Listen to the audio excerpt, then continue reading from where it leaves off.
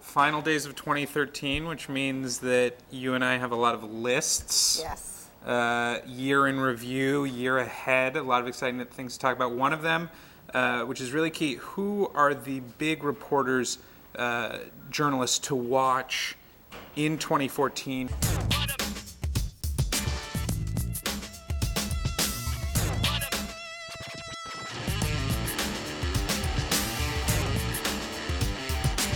One of the biggest stories of 2013 was Glenn Greenwald, everything he did with Edward Snowden.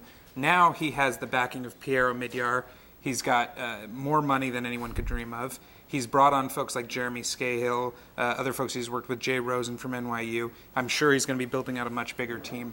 It's going to be very interesting to see what they do, to see what kind of scoops they land that aren't related to the material that they already have, see how much they can kind of keep the momentum going and draw attention to this new site, whatever it may be. Next up, we have Brian Stelter. Right, Brian Stelter, formerly of the New York Times, went over to CNN, and he's now their media correspondent and also now the host of Reliable Sources.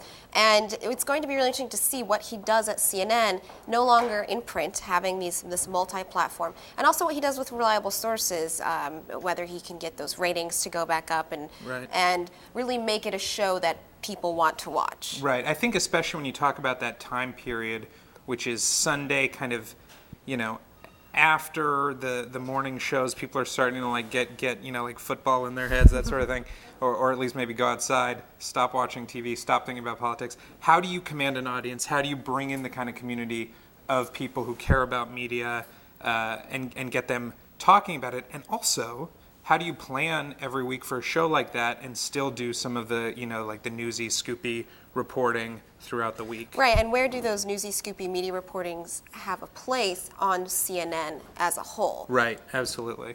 Someone who is in the limelight would be Ronan Farrow, who has had this highly anticipated show coming up on MSNBC. He's obviously a public figure, son of either Frank Sinatra or Woody Allen with Mia Farrow. We're not quite sure. This is really interesting because there is so much hype around him. Normally we don't care about daytime MSNBC hosts all that much. We do sort of care about him because you're a guy like Ronan Farrow, the long game is you're either going to primetime on MSNBC or you're not getting involved in that game at all. So can he succeed, or does he just kind of become co-opted by, I think, the larger MSNBC brand is an interesting question.